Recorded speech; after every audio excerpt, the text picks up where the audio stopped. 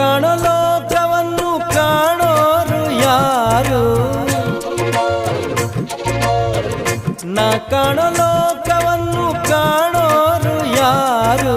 ಹೇಳುವೆಯ ಇಬ್ಬನಿಯೇ ಮೆಲ್ಲನೆ ಹೇಳು ಓ ಮಲ್ಲಿಗೆಯೇ, ನನ್ನ ಕಾಣೋ ಭೂಮಿ ತಾಯ, ನಿನ್ನ ನೋಡಲು ನನಗೆ ಇನ್ನೊಂದು ಜನ್ಮವೂ ಬೇಕು.